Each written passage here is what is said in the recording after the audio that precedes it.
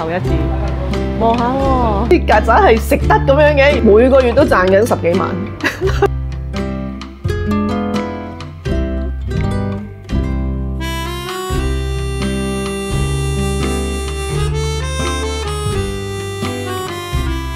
Hello， 大家好，欢迎大家来到灵气甜品，我是米西亚。今天没有什么事情做呢，就比较轻松，就做个影片吧。那就一边吃早餐一边聊一下吧。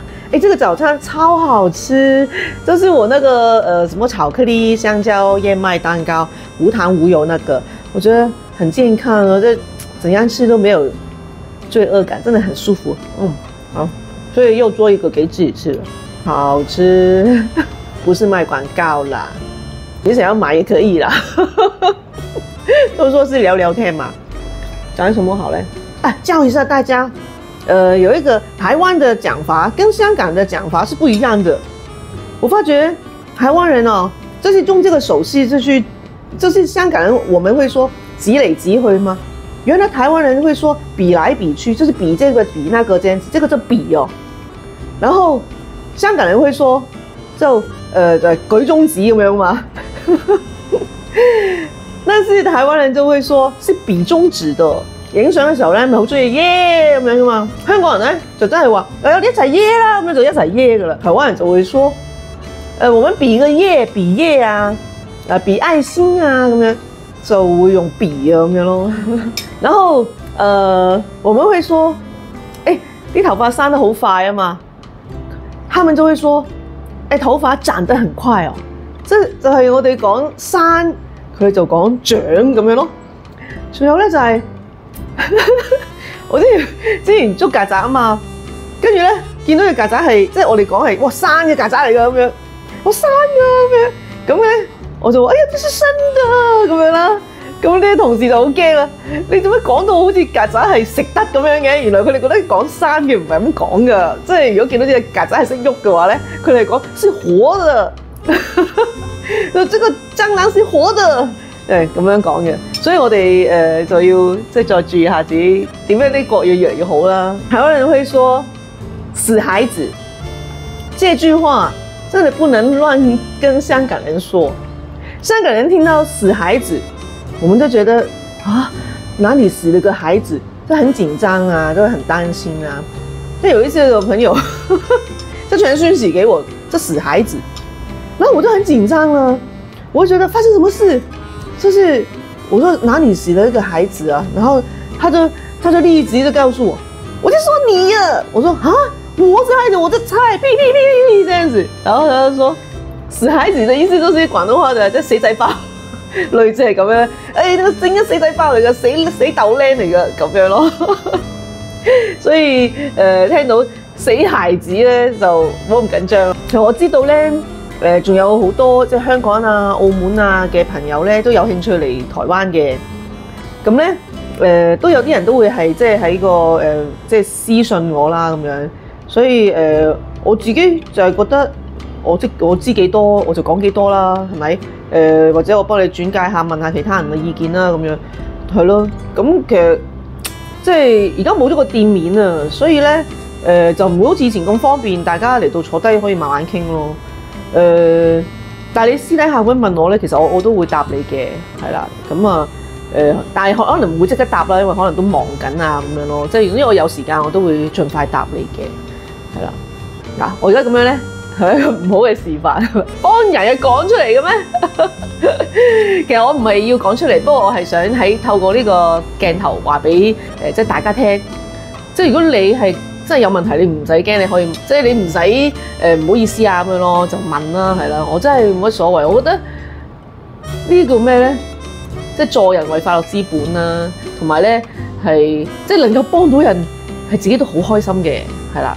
咁呢啲都唔係幫啲乜嘢啦，只係答下啲簡單問題啫嘛，係嘛？何況真係又唔係幫到啲乜，係咪？你叫我俾錢你使，我真係難啲㗎啦而家。不過咧，我而家犀利啊，每個月都賺緊10幾萬，係咪先？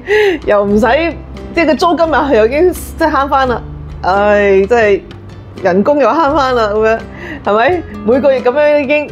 感覺上已經淨賺10幾萬啦，所以如果額外再賺到少少嘅話，我已經覺得係即係多出嚟㗎啦，已經感恩㗎啦，唔使即係唔使再咁每個月咁樣去即係投資咁多錢啦，係咪先？所以覺得係啦，我知啦，個個都話你而家好似好開心、好爽咁樣喎，咁樣咁梗係啦。咁但係我而家都好努力㗎，係啊，都好攰㗎。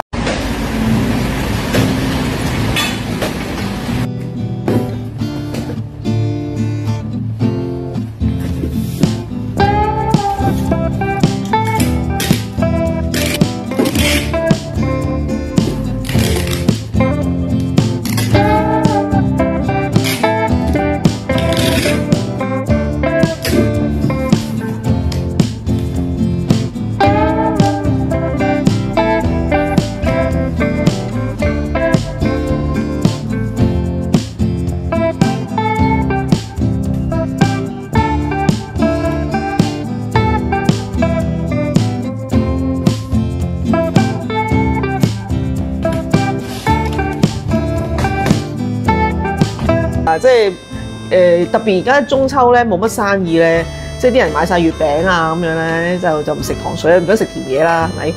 哇，慘啊真係！好彩上2個月咧生意唔錯，因為真係食焗粽。唉，咁啊又唔會擔心咁多啦。總之就係夠使夠用就得啦。我本身又好慳錢嘅，係咪？咁啊又唔會話要好奢華嘅，所以我覺得 OK 啦。好啦，咁啊順便喺度宣傳下啦。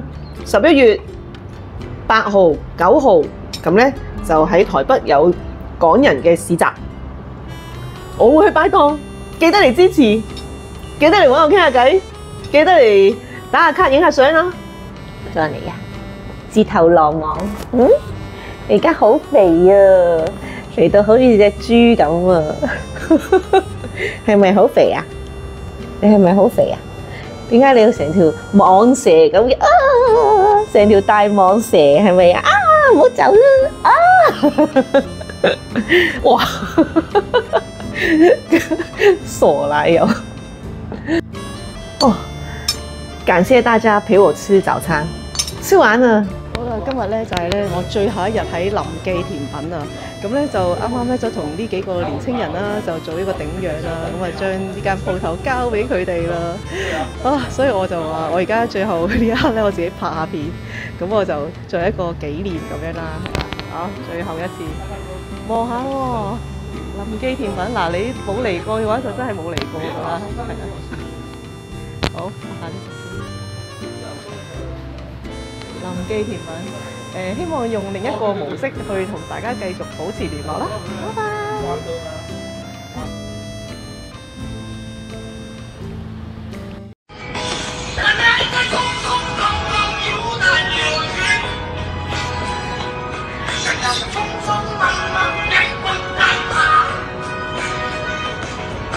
睁眼说瞎话，你在看见什么了？